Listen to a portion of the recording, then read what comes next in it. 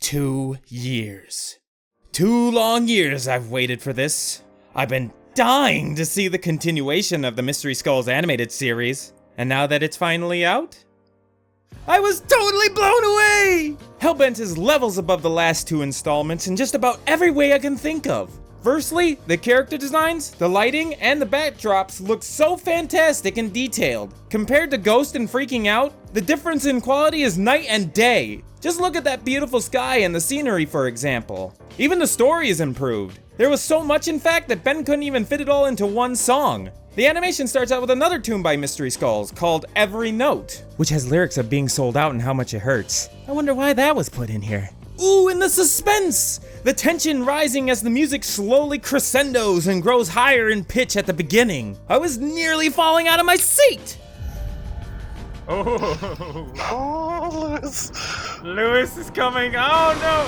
Oh.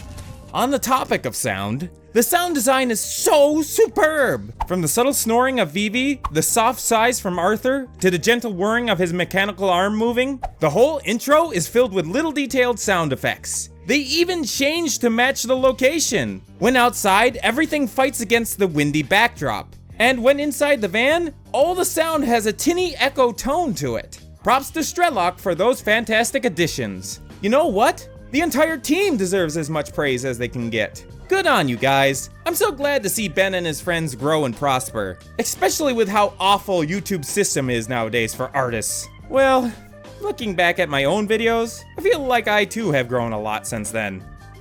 Enough reminiscing and praising from me. You know what you're really here for, the review. And the theories. Hellbent starts out with Arthur working on the mystery van. Poor dude, he seems like he's doing most of the work while Vivi sleeps the entire time. Looks awfully familiar. Am I right, married men? Oh, come on, it was just a freaking joke. Goddamn SJWs. As he hops into the van. Oh yeah, that's pretty adorable. Once inside, he turns to find Mystery sitting next to him and freaks out. I guess he hadn't recovered from the initial nightmare vision from earlier. Dude, chill. You're in an enclosed space. Of course he's gonna be nearby. Where else would he go? Detroit? As Arthur calms down, he touches his left arm, which seems to be a compulsion whenever he's near Mystery. The mechanic, however, shoves back his fears and starts petting Mystery in an act of kindness and bravery on his part. It's the most adorable and affectionate scene. Isn't that cute? And it also visibly relaxes Arthur and Mystery, who seems to be quite tense after finding the Shiromori flower petal. I mean, who wouldn't? As Arthur starts up the van, we get a nice bit of foreshadowing with the keychain being the symbol for the Kingsman's mechanics. As he takes off, we get a fresh reminder that the crew isn't out of danger yet. The shot fades to the night sky, then pans down to the van traveling on a lonely stretch of road. Everything seems hunky-dory until something starts happening to the radio. The same electrical energies from Ghost start to spread from the radio to the van itself when a single word appears: Hellbent.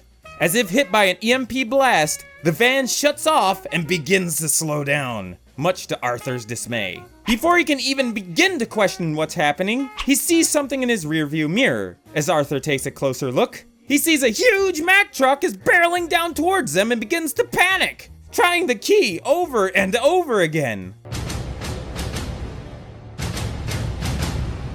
I'm back. In an act of desperation, he slams his mechanical arm on the dashboard and cracks it, causing the electrical surge to jump to his arm, quickly short-circuiting it with a terrible scream.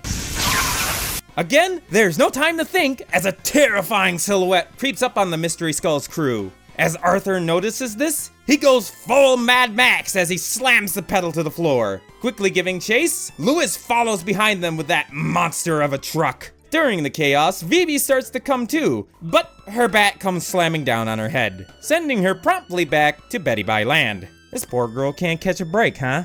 In the next shot, we are shown a top-down view of both vehicles. In it, you can see the license plate on the truck actually says Hellbent, because of course it is. Inside the truck, we find that Lewis is surrounded by the same 3 deadbeats from Freaking Out. Don't worry, I'll be getting back to them later. Vivi's not the only one that's not catching a break. Arthur and Mystery ain't gonna be getting one either. As it turns out that Lewis isn't the only pursuer. Evil literally rears her ugly head from the ground in front of the van, becoming a worse hitchhiker than SCP-1337. Taking out her scissors, Shiramori begins tearing apart the van's windshield, and once through, gives Mystery a slash, drawing a line of blood. I want you to remember her expression, because I'll be discussing it later. Back at the truck, Lewis is looking at his heart locket as the blue flower petals fall out and dissolve. He steals his resolve and throws a fireball from his fist, landing it square into the van's tire, causing it to pop. I'd also like to point out that this is a moving shot, which is really difficult in animation. This jolts the vehicle, flinging the overgrown weed from the van and into the road. Can we all just appreciate how freaking amazing Shiramori's meme faces are? I could take nearly any one of them and slap an impact font on it and it'd totally work. Shiramori, of course, survives and becomes quite agitated, though this emotion doesn't last long, as the ghost semi turns her into roadkill. Smile because you're the deer in the headlights. Having lost one of their pursuers, they give a sigh of relief. However, this moment of relaxation is very short-lived as they lose control of the Mystery Skull's van and are sent careening off the road. As luck would have it, they crash right into the Kingsman's mechanics. In here is Lance, Arthur's uncle and owner of the garage. According to Ben, he's a bit gruff but also is very protective of his nephew and his friends. He says he doesn't really understand all this paranormal stuff or robot tinkering that Arthur's into, but it looks like he might be getting into learning to build more complex machinery. Firstly, that metal object doesn't look like any car part I've ever seen. And while I'm not a mechanic myself, I grew up in a rather large family of mechanics, so I've at least picked up some knowledge. Secondly, the book here looks very similar to a For Dummies title. He might actually be improving on robotics for Arthur, as a way to help him with his arm, or just to be a better person. It is also noted that he wears a championship pro wrestling belt, which he denies furiously that he used to do. And yet, he has a second one sitting in his office. Being startled awake, Lance literally flies out of his chair and looks outside his window to find quite the terrifying scene. His nephew is unconscious inside the van while a big purple monster truck parks out front. Thinking quickly, this mechanic grabs a nearby double-barreled shotgun and proceeds to, pump it. Now we start getting into the real juicy stuff.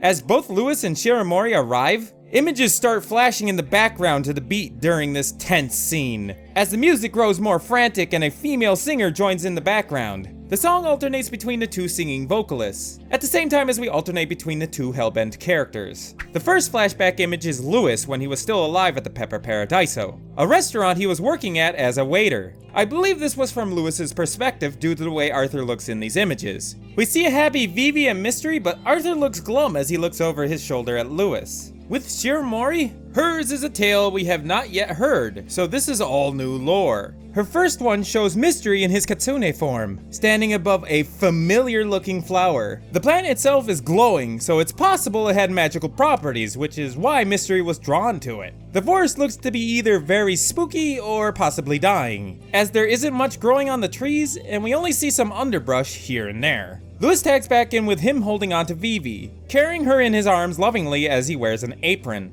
It's safe to say that this was from the same moment he was remembering before. In the background, we see Arthur with another sad look. I've seen that look before. A feeling I know personally. That's the look of a guy that's a third wheel.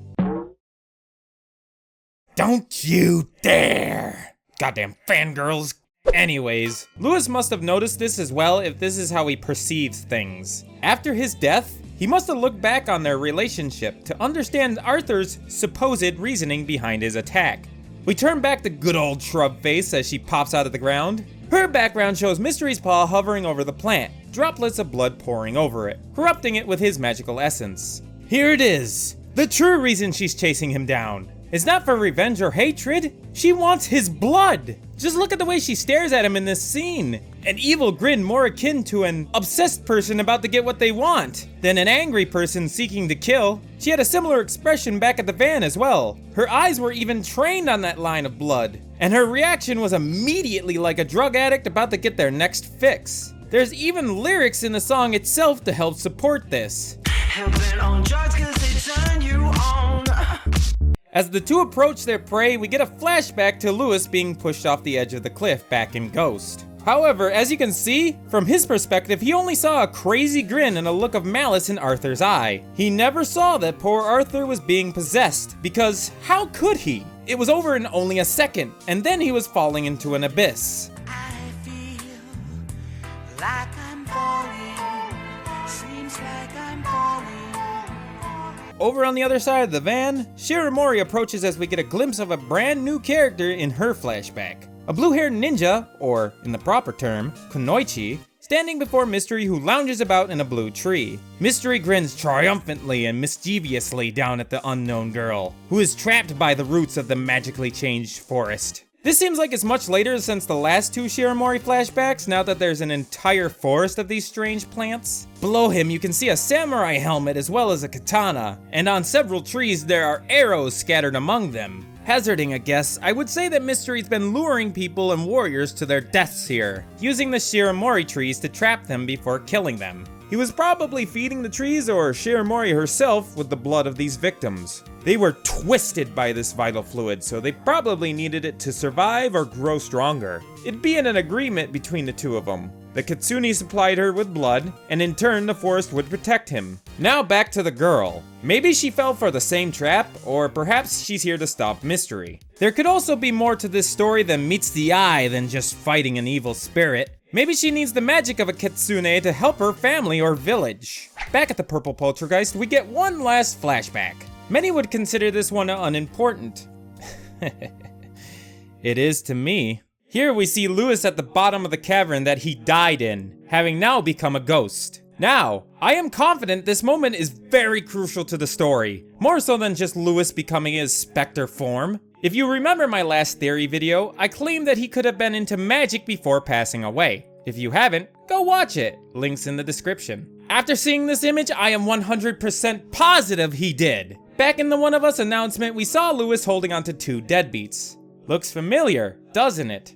It's the exact same form that Lewis has in this flashback. That means that right after this moment, he would release the deadbeats from their jars. I highly doubt he caught them right in that cave and instead pulled them from his pockets. Now, why would a normal guy be holding onto bottled specters like a 5-hour energy drink? We keep seeing new abilities too, like how he turned a physical truck he possessed into a fiery energy to get it through a tunnel. Or how he transformed the inside of that truck into a replica of the old cavern, manifesting things just like how he made an entire mansion back in Ghost. The strongest possibility comes back to Lewis having occult knowledge. How can a ghost carry things on them after death, Skids? Might be the first question somebody asks. The answer is, that is his body! This entire time, Lewis has been using his human body, meaning he is a revenant, a corpse or ghost that returns with the same soul. This is usually for revenge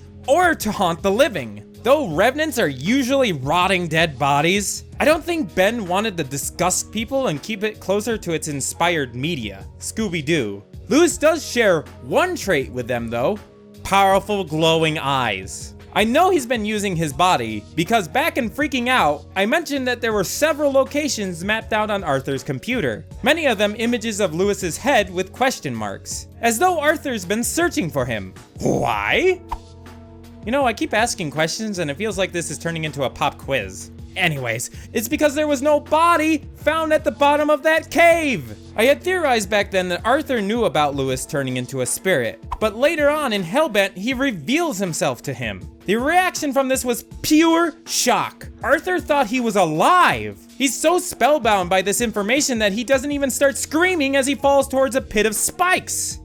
As the scene cuts back to Shiramori, we see the strange warrior again. This time, however, she has freed herself from the trappings of the tree and is fighting the kitsune. She's doing a pretty good job kicking his ass too. He's absolutely covered in cuts. Another note is that she's using one wicked looking magical ice sword. However, in the last flashback, we see her carrying a normal looking katana. Perhaps she can transform the sword, or she creates this one using an ability. I'm not certain, but it probably gives her an edge against Mystery. Some people are saying that she's Vivi from a past life, seeing on how many similarities she has, or at least a descendant of the mystery Kunoichi. The blue hair and its similar shape, the blue scarf, Her facial structure and her body shape all match. I'll go one step further and suggest that it's Vivi's Grandma Yukino. She doesn't look exactly like her, but she may have shrunk with age and changed her hairstyle. Plus, she was originally from Japan before moving to America. Back in the present, Shiramori's approaching Vivi and Mystery, scissors at the ready to cut down the disguised doggers. She tries to go in for the kill, but denied! I'm batting 1,000! After she gets her head straight, she gets a good look at her attacker, which causes her to freak out. To her, Vivi reminds her of the mysterious ninja, causing her to falter. You know, this is the first time we see this character genuinely afraid. She wasn't scared of Lewis, nor Mystery, so this girl must have some amazing skills or abilities to do that. In the background, we can see the fox spirit all slashed up from the battle with the girl. It was likely here that Shiramori turned against her former master, finding his blood too tasty to resist. However, why the Kunoichi is now defending him isn't really clear. Again, she might need him alive for some reason, like lifting a curse or something. Back in reality, it's of course Vivi having a paranormal fangasm over seeing a spiritual spook. Popping out from behind the flabbergasted gal, Mystery gives a nervous smile and a shrug once Shiro spots him, unable to provide an answer to her questioning gaze. She doesn't seem too pleased by that answer, however, as she summons her super scissors. Cutsman, eat your heart out. Note that she begins to blush pretty badly beforehand. Perhaps she's feeling a bit jealous now that he has a new defender, or perhaps it's something else. Groot goes all out in her attack and sends both Vivi and her bat flying. Good thing that bat was enhanced with a spiritual charm called an omamori. It's in kanji and says Kunai Anzen, which means safety of one's family or peace and prosperity in the household. It's a very typical Japanese charm, but I'm wondering if it has special symbolism for the character and the story. It may have been made by her priestess-looking grandmother or her biker-looking dad. Meanwhile, As the pupper starts getting pissed, Arthur wakes up to the worst nightmare. Insurance claims! Oh, and of course the vengeful ghost of his best friend trying to kill him. I guess that's pretty bad too. As he begins to scream in pure terror, there's a quick glimpse of our Spectre friend's expression changing. He looks, uneasy.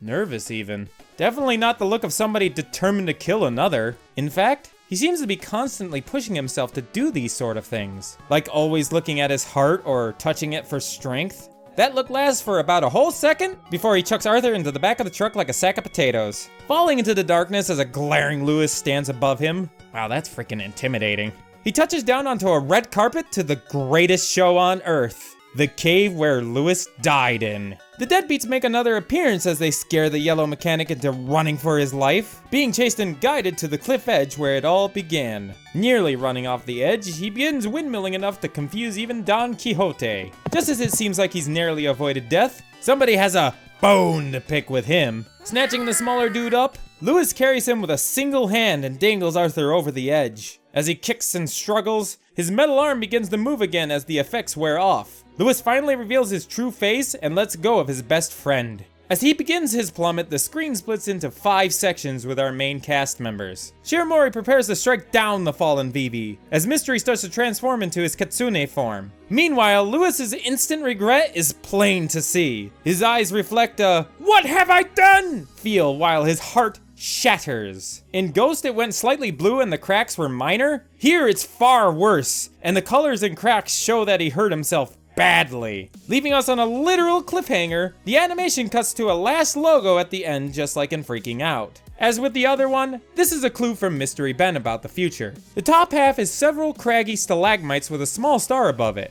That's gotta be Arthur, falling like MC Hammer's career. Meanwhile, the letter M looks like it's dripping, an indication of Mystery feeding that flower his blood. And that flowing scarf is probably the same one as the Mystery Girls. Both these things indicate that we're going to be finding out more about Mystery, Shiramori, and the Kunoichi's past in the next installment. With one last ominous tone, A shot rings out as a hole is blown in the center of the image, which has to be Lance with his impossible gun. What he is shooting at is the question. There is a few possible choices. The first is Lewis. If Arthur couldn't recognize him, I doubt Lance can. Lewis might be inside the truck still, but he could be shot at once he comes out of the truck, with or without Arthur. If he comes out with Arthur, Lance might get really protective of him and attack the strange being holding his nephew. If he doesn't come out with him, maybe he had seen Arthur taken and attacks Lewis for this reason. Either way, I doubt this will happen. It would be pretty sudden and leave Vivi a mystery to deal with Shiramori, but I can't rule out the possibility. The second person that could be at risk is Shiramori, and this is the theory I lean towards the most. Like I said, Lance is not only protective of Arthur, but his friends as well. Seeing the blue nerd in danger, he would shoot at the offender, though that would only delay this Kodama. The third option, and the darkest of all, he could possibly fire at Mystery. The doggo could save Vivi and end up chasing her attacker away, but Lance could miss this, mistaking this giant creature to be hurting the poor paranormal enthusiast. This again is in the minority, but it would be a tragic end that would move a lot of people to tears. And we know that this story is already tragic, so it's not out of the question. Or he could just fire it in the air, I don't know. And with that ends our little story. For now, until Ben and his crew can make the next one, which I've got a feeling that the next song's gonna be One of Us. It's too perfect a choice, and the image Mystery Ben dropped may have been a hint to it. Do you really think that Ben is just gonna completely kill off Arthur? I think we all know the answer. Maybe. Of course not. At least not completely. So what are your thoughts on the matter? Was there something I missed? Like the possibility of the deadbeats actually being a manifestation of Lewis's feelings? Or the question if Shiramori actually had a physical human form before or after the Kunoichi fights Mystery? Did you have your own theories about the video? If so, write them down in the comments below. I have more theories and reviews too that you can give a watch. Or, if you prefer, I also stream video games on Twitch and YouTube. I also watch shows and movies live on Twitch, like I did with Hellbent. Also, if you have something you want me to review or watch, message me on Twitter or Discord, or leave a comment down below the video. By the way, now that I'm part of the undead, it might seem like I don't need money, but you would be surprised how expensive my cable can be with how much the internet spectral providers charge anymore. So, I have a Patreon. Wow, there's a surprise. Every dollar helps, and you even get to see videos early on with that single buck. Links to everything in the description below. This is MisterSkids, and I'll see you when the next Mystery Skulls animated releases in like a year or two.